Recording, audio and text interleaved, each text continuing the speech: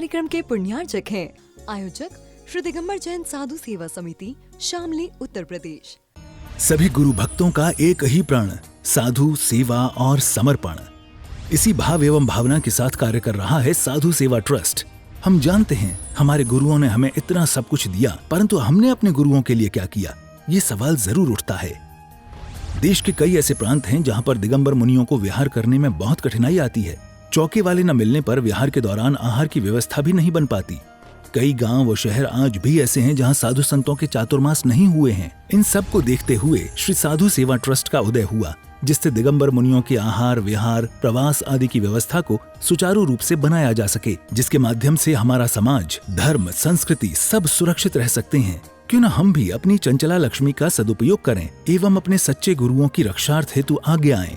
योजना: परम संरक्षक 1,11,111 रुपए, वरिष्ठ संरक्षक 51,151 रुपए, संरक्षक 31,131 रुपए, आजीवन सदस्य 21,121 रुपए, सदस्य 11,111 रुपए। खाता विवरण: account name VVSP Sadhu Seva trust, bank name HDFC bank limited, account number 50200073358170, IFSC code HDFC 0001273, trust PAN card AADTV 8567E, mail ID vvspsadhusevatrust@gmail.com।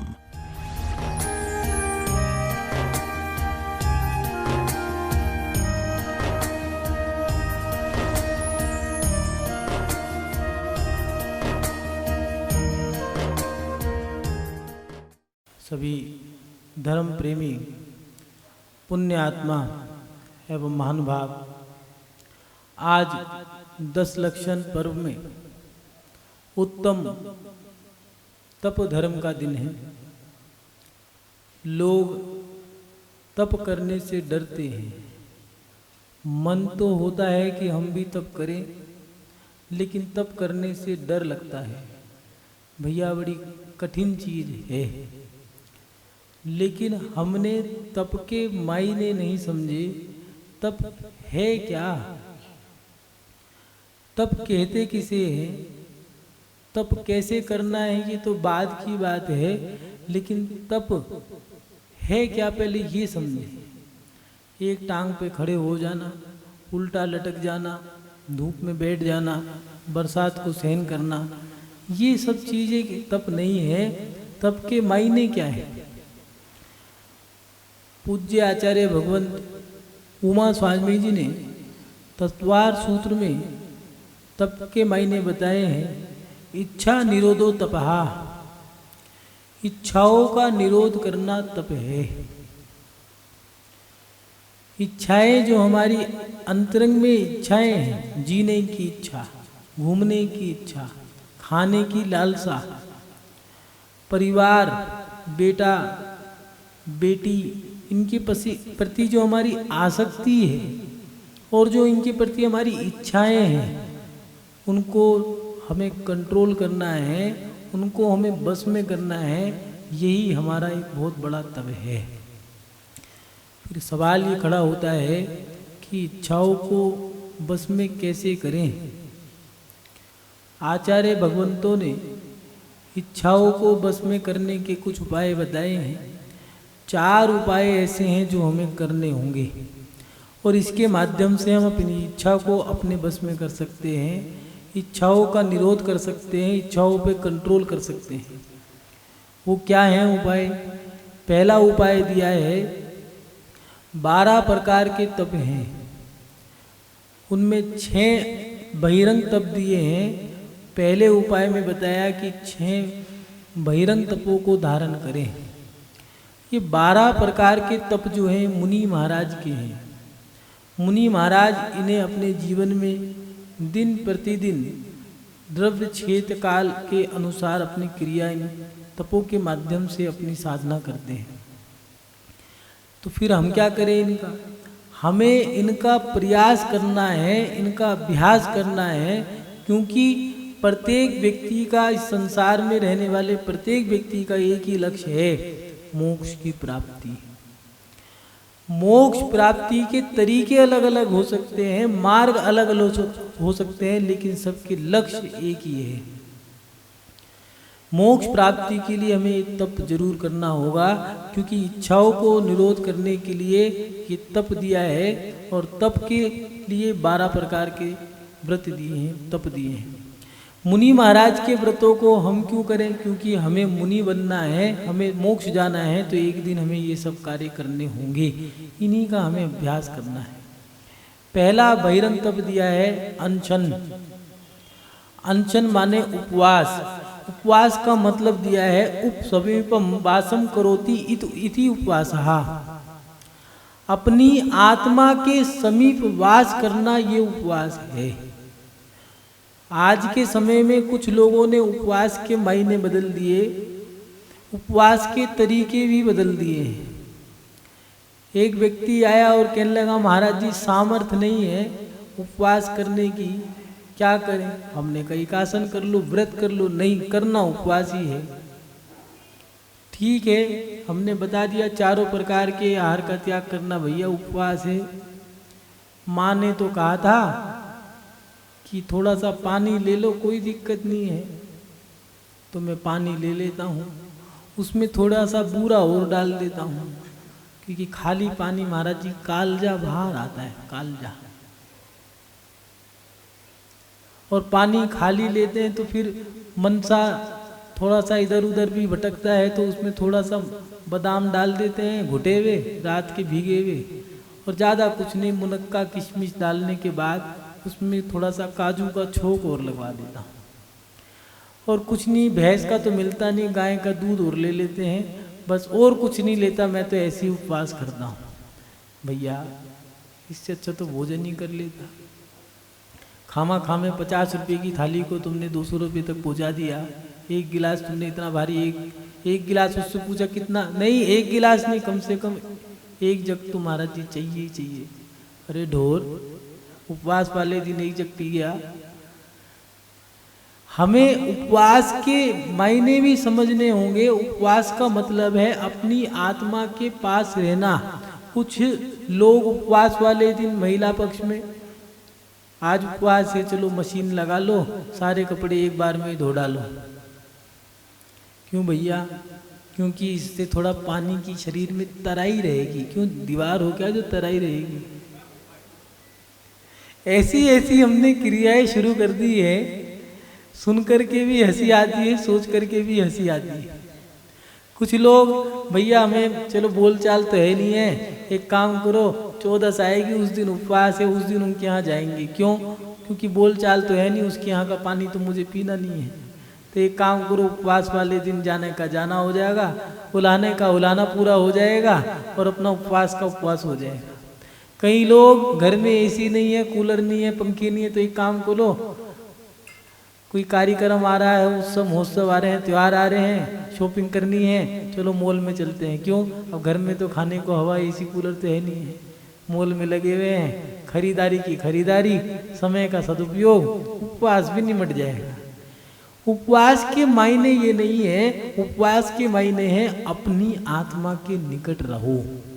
पहले के लोग, आप लोगों ने देखा होगा, प्राचीन मंदिरों में जीने के नीचे, नहीं तो मंदिर के पीछे या मंदिर के दाहिने बाइने हाथ पे 2 कोठरी हुआ करती थी, जिससे लोग 14 अष्टमी के दिन उपवास किया करते थे, तो उन कोठरियों में बैठ जाया करते थे, विश्राम कर लिया करते थे।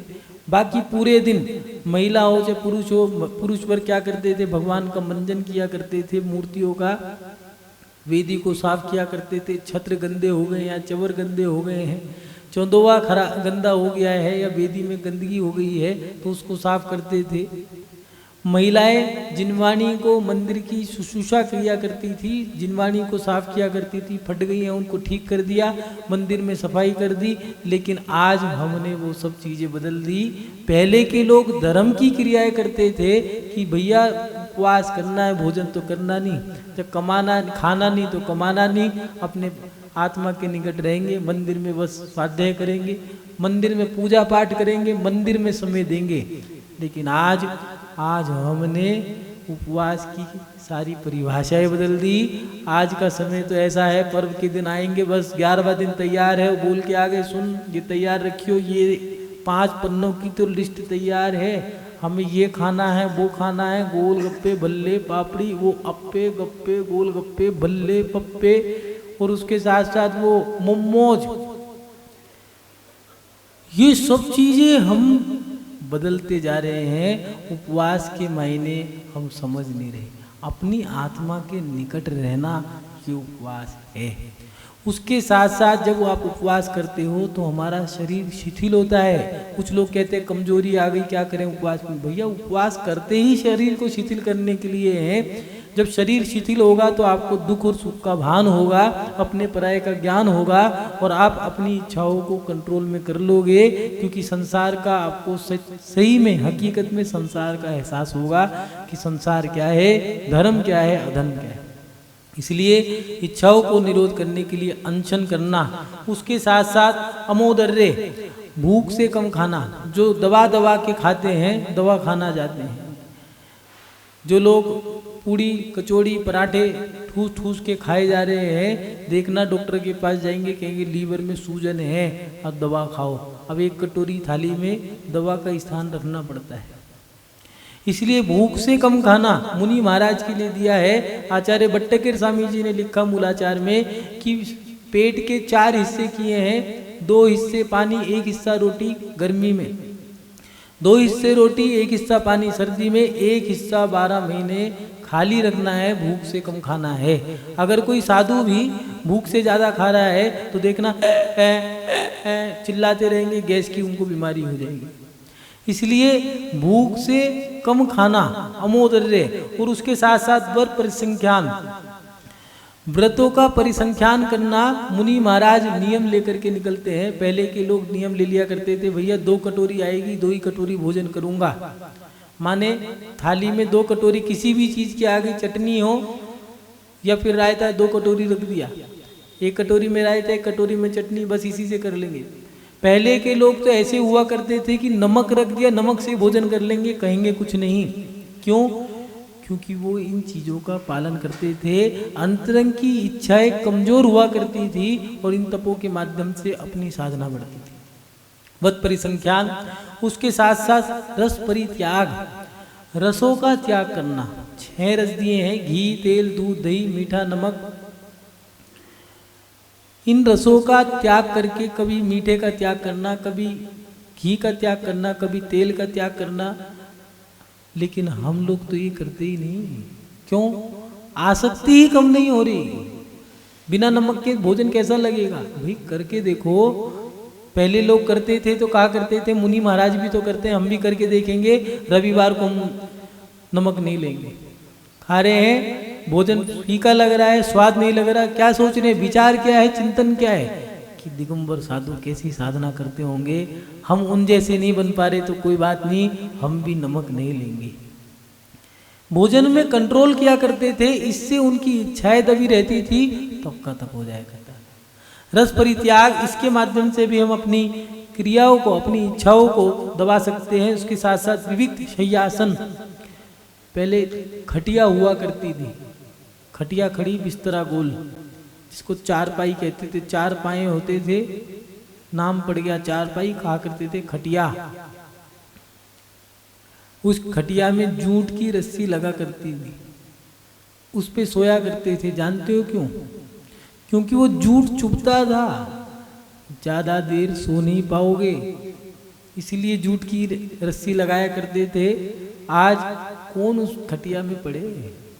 हटाओ, डबल बेड लाओ, MM के, स्लिप बेल के, कोरलोन, बढ़िया बढ़िया कंपनी, इनके गद्दे लाओ, लेट मारो, AC चलाओ।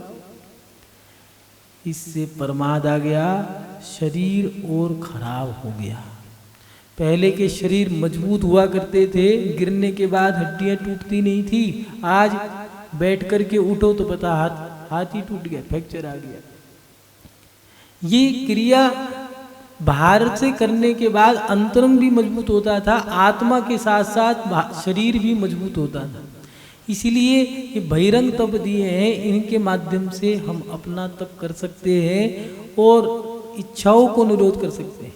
दूसरा उपाय दिया है अंतरंग तप। अंतरंग तप के माध्यम से भी हम इच्छाओं का निरोध कर सकते हैं। पहला दिया है प्रायश्चित, हमने जो गलतियां करी हैं उसका प्रायश्चित है। दूसरा अपने बड़ों की विनय करना। जितनी बड़ों की विनय करोगे उतना आपका ज्ञान बढ़ेगा, आपका ध्यान बढ़ेगा, आपकी इच्छाएं कंट्रोल में रहेंगी, क्योंकि बड़ों की विनय करना सरल नहीं है। आचार्य शिवकोटि स्वामी जी भगवती आराधना में लिखा है कि अगर दिगंबर साधु आ रहे हों, साधु के लिए लिखा कि आचार्य परमेष्ठी आ रहे हैं और साधु उठते नहीं हैं, तो उन साधुओं का नियम से समाधि मरण नहीं हो सकता, वो मरण होगा। ये विनय दी है। पहले के लोग, हमने वो भी दिन देखे हैं जब बच्चे माता पिता के बैठने के बाद भी बैठते नहीं थे, उनके पीछे हाथ बांध के खड़े रहे करते थे। बहुत देर होने के बाद कहा करते थे माता पिता, दादा या दादी कह दिए कि चल बैठ जा, तो वो उनसे नीचे बैठते थे, जमीन में उनके चरणों पे बैठते थे। आज घर की बहू भी सास के सर पे बैठना चाहती है, घर का बेटा बाप के सर पे चढ़ के बैठना चाहता है, और उसका रिजल्ट भी है घरों के अंदर सुख शांतियां नहीं है। इसलिए विनय धर्म को भी हमें स्वीकार करना होगा। प्रायश्चित लो, जो भी गलती करी है, निंदा, ग्रह, आलोचना, इनके माध्यम से प्रायश्चित लेना चाहिए, और उसके साथ साथ विनय को स्वीकार करें। उठते के साथ ही अपने से बड़ों के चरण छूना, इसमें कहीं ना कहीं आपकी इच्छाएं, उनका निरोध होगा। ये भी एक तप है। विनय करना कोई सरल नहीं है। उनके बैठने से पहले उठना, उनके आने पे खड़े होना, उनके भोजन करने से पहले कोई भोजन नहीं किया करता था। आज घर की जो गृहिणी है, पता चला वो कह रहे तुम भी भोजन कर लो, मैं तो कर चुकी। वाह, खाना भोजन बनानी है पहले ही खा लिया, ऐसा क्या महीने भर की भूखी बैठी थी। ये चीज हमें ध्यान रखना होगा कि हम कितनी विनय कर रहे हैं। जितनी विनय करोगे उतना प्रेम वात्सल्य बढ़ेगा, इच्छाओं का निरोध होगा।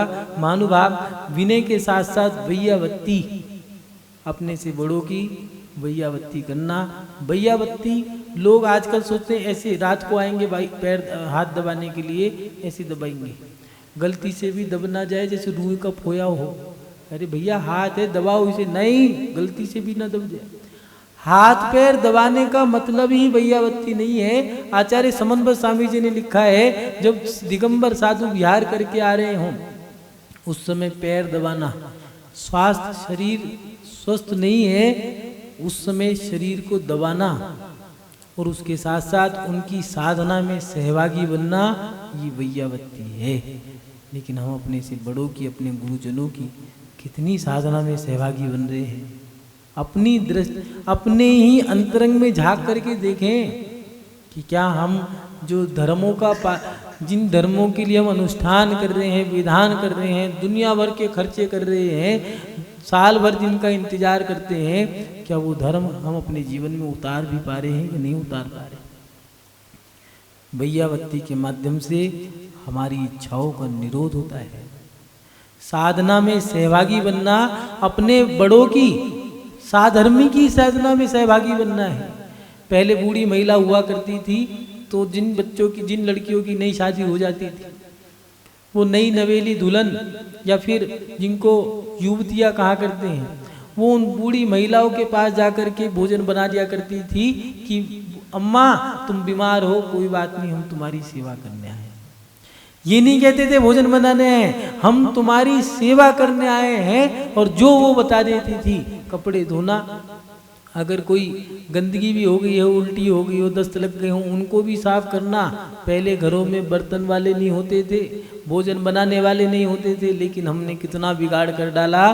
भोजन बनाने वाला रख लिया, बर्तन मांजने वाला रख लिया, झाड़ू मारने वाली रख ली, गाड़ी चलाने वाला रख लिया, भोजन बनाने वाला रख लिया, भोजन खिलाने वाला रख लिया, अब एक बार भोजन खाने वाला भी रख लो। बचा क्या है? हम सब चीजें पेड़ पे रखते जा रहे हैं, सब चीजें। विधान करो तो बजाने वाला, गाने वाला, पंडित जी चढ़ाने वाले, सामग्री परोसने वाला, थाली लगाने वाला, मंडप सजाने वाला, भोजन बनाने वाला, सब हमने व्यवस्थित तरीके से कर लिया है, लेकिन लाभ इतना नहीं मिलेगा। हमें सेवा अगर करनी है, पहले के लोग ऐसे हुआ करते थे, मंदिरों के बाहर बैठ जाया करते थे, धूप की धूप सेक ली, कोई भी मंदिर में जाता उठा करके चप्पल को रख दिया, ठीक है हो गई मेरी सेवा। लेकिन ऐसी भावना, कट्टर धर्मात्मा जो होगा, जो भक्त होगा, सही मायने में सेवक होगा, वही ये काम कर सकता है, प्रत्येक व्यक्ति नहीं कर सकता। मानुभाव, विनय, वैयावत्ती और उसके साथ साथ विसर्ग और ध्यान, अपने शरीर से कायस्वर करना माने अपने शरीर को भूल जाना, बस लीन है अपने आप में, ये विसर्ग है। और अपनी आत्मा को अपनी आत्मा में लीन करना, ये ध्यान है। ऐसे बहिरंग और अंतरंग तपों के माध्यम से हम अपनी इच्छाओं को निरोध कर सकते हैं। तीसरी बात, अपने जीवन में ध्यान पर विशेष ध्यान दो। आज व्यक्ति एकांत में नहीं बैठता है, इसलिए वो घर घर जाकर के बैठना चाहता है। पता नहीं कितनी कोशिश करता है कि मैं यहाँ बैठ जाऊँ, वहाँ बैठ जाऊँ, उसको शांति नहीं मिलती। कोशिश करो अंतरंग में ध्यान लगाने की, अपनी आत्मा को अपनी आत्मा में लीन करने की। महानुभाव, पहला उपाय दोबारा लिख लें। इच्छाओं को निरोध करने के लिए पहला उपाय दिया है बहिरंग 6 प्रकार के तप। दूसरा उपाय दिया अंतरंग पर 6 प्रकार के जो तप हैं वो। तीसरा उपाय ध्यान पर विशेष ध्यान दें। ध्यान करने के लिए आपको स्वाध्याय करना होगा, अध्ययन करना होगा। झाणा झैण मुख्यम आचार्य कुनकुन स्वामी जी ने रहन सार में दिया है कि ध्यान करना, अध्ययन करना साधु का कर्तव्य है। ध्यान करो, अध्ययन करना पड़ेगा। स्वाध्याय करोगे, स्वाध्याय के माध्यम से आपको पता लगेगा कहाँ का ध्यान करना है, किसका ध्यान करना है। महापुरुषों का ध्यान करोगे, जब पढ़ोगे तो उसी चीज का ध्यान करोगे, इसलिए स्वाध्याय करोगे। आज के लोगों ने स्वाध्याय करना छोड़ दिया और उसका रिजल्ट हमारे सामने है। कोई भी व्यक्ति हमें पागल बना सकता है। आपके पंडित जी को अगर दिखाओ तो बस एक काम बताएगा, सुनो तुम्हें गुस्सा ज़्यादा आता है, घर में थोड़ा लड़ाई झगड़ा रहती होगी, चिंता करते हो, हाँ बात तो सही कह रहे हो, ठीक है तुम्हारी कुंडली में काल सर्प योग है, ठीक क्या करना चाहिए, ये लाख रुपया खर्च होगा, विधान कराना पड़ेगा। मूर्ख बना गया। अरे किसके घर में चिंता नहीं होती, किसके घर में लड़ाई झगड़ा नहीं होता। संसार में रहेगा तो प्रत्येक व्यक्ति टेंशन में रहेगा।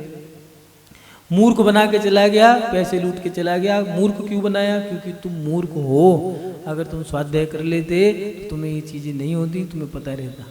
इसलिए ध्यान करो। ध्यान करने के लिए अध्ययन भी करना पड़ेगा, स्वाध्याय भी करना। और चौथा उपाय दिया है, अपने जीवन में समता भावों को रखें। पहले भी बताया था, सामायिक करें। सबसे बड़ा तप है समता भाव रखना। जब इच्छाओं पे निरोध कर लोगे तो आपके अंतरंग में समता भाव आ जाएगा। महानुभाव, आज के समय में लोग भागा दौड़ी बहुत कर रहे हैं। हम देखते हैं बहुत दान करते हैं, बहुत तप करते हैं, लेकिन लोगों ने सामायिक करना छोड़ दिया। सामायिक करना जरूरी है, दिन में 4 बार करना चाहिए। 4 नहीं तो 3 बार करो, 3 बार नहीं तो 2 बार करो। नहीं तो आचार्य भगवंतों ने लिखा है 1 बार तो आपको सामायिक करनी ही चाहिए, जिससे आप अपने आप से साक्षात्कार करोगे। और उसके साथ साथ समता भाव रखना कोई सरल तप नहीं है। सबसे बड़ा तप ही समता भाव रखना है। इसलिए सामायिक जरूर करो। 2 उपवास कम कर लो, 4 पूजा कम कर लो, घूमना फिरना बंद कर दो, कोई बात नहीं, यात्रा नहीं कर रहे, लेकिन सामायिक जरूरी है। इसलिए चौथा उपाय जो दिया है वो विशेष उपाय है। अपने जीवन में समता भाव धारण करें, सामायिक जरूर करें, जिसके माध्यम से आप अपने जीवन में इच्छाओं का निरोध कर सकते हैं, तप को धारण कर सकते हैं। तप आज के समय में एक बच्चा था, उसकी बात याद आ गई। रात में विश्राम कर रहे थे, माँ ने सुबह उससे कहा क्या बात है कि सब उपवास कर रहे हैं, मैं भी उपवास करूँगा। पिताजी से कहा भोजन कर लो, पिताजी ने कहा मेरा उपवास है। माँ से कहा, माँ ने कहा मेरा उपवास है। दोनों ने उपवास कह दिया, भाई था नहीं, कोई बात नहीं। उन्होंने कहा मैं भी उपवास करूँगा। अड़ोसी पड़ोसी जिससे पूछो उपवास, आज मैं भी उपवास करूँगा। देखा देखी उसने भी उपवास कर लिया। सुबह हो गई, दोपहर हो गया, दिन ढल गया, दोपहर से शाम हो गई, शाम से रात हो गई, जैसे तैसे करके उनने पूरा दिन गुजार दिया। रात हो गई, रात को करवटें बदलते हुए सोने लगा। 12 बज गए। 12 बजने के बाद बस अब तो आखिरी है। 12 के बाद 1 बज गए, 1 के बाद 2 बज गए। 2 बजे अपनी माँ से कहा, माँ उठ, क्या बात है? माँ उठ गई। उन्होंने कहा बेटा क्या हुआ? बेटा तेरे कितने बच्चे हैं? उन्होंने कहा क्या हुआ, तुझे सपना देखा? नहीं, ये बता बच्चे कितने हैं तेरे? उन्होंने कहा मेरे 2 बेटे हैं, कुछ खाने को दे दे, नहीं तो सुबह तक एक रह जाएगा। दिखा दिखा करके नहीं, देख देख करके नहीं, स्वयं को अपने आप को देखो। दूसरे की होड़ में व्रत उपवास मत करो। तप किसी की होड़ में नहीं किया जाता। महानुभाव, अपने जीवन में तप तो करो, लेकिन जितनी सामर्थ्य है उतना करो। आचार्य भगवंतों ने लिखा है, तप करते यौवन गयो, द्रव्य गयो मुनिदान, प्राण गए संन्यास में, तीनों गए न जान। अपने जीवन में तप करो। युवा अवस्था में, यौवन अवस्था है, जरूर छोटे छोटे व्रत लेने चाहिए।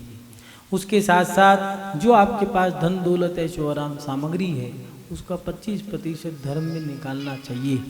और अंत समय में संन्यास धारण करो, जिससे तीनों के तीनों, ये दान देने के बाद रो मत, क्योंकि जो तुमने दे दिया है उसके बाद तो आपको उतना मिलेगा। नियम है, विधान अनुष्ठान या पूजा पाठ या दान मंदिर धर्म करने से कोई व्यक्ति भूखा नहीं रहा, कोई कंगाल नहीं हुआ। बाकी उसकी नीयत अगर खराब है तो बात हो रही है। बाकी धर्म अगर उसने सच्चे मन से किया है तो धर्म उसको फल देके जरूर जाता है। इसलिए अपने जीवन में आपने यौवन अवस्था में तप किया है, द्रव्य का दान दिया है, संन्यास जीवन धारण कर लिया, तो तीनों को व्यर्थ मत समझो। आपकी सही आपने उसका सदुपयोग कर लिया। महानुभाव, आचार्य मंदपत स्वामी जी ने कहा है कि 12 तप दिए हैं। उन तपों में विषय आशा वसाती तो निरारंभ परिग्रह, ज्ञान ध्यान तपो रक्त तपस्वी सप्रशस्त। जो विषय आशाओं से रहित ज्ञान ध्यान तप में लीन रहते हैं, किसी प्रकार का कोई परिग्रह नहीं है, ऐसे तपस्वी प्रशंसनीय है। उन तपस्वियों को मैं नमस्कार करता हूँ। महानुभाव, अपने जीवन में ये तप है। तप धर्म के दिन प्रयास करो, अभ्यास करो, छोटे छोटे व्रतों को लेने की कोशिश करो। और आज के समय में रात्रि भोजन, बाजार की सामग्री, अभक्ष का सेवन, इन चीज़ों को तो त्याग कर देना ही चाहिए। 1 महीने 2 महीने साल भर का त्याग किया तो क्या किया। जैन धर्म तो वो धर्म है जिसमें दिया है रात्रि भोजन और पानी छान करके, रात्रि भोजन का त्याग, पानी छान के पीना और अभक्ष का त्याग करना। इस कार्यक्रम के पुण्यार्चक थे आयोजक श्री दिगंबर जैन साधु सेवा समिति, शामली, उत्तर प्रदेश।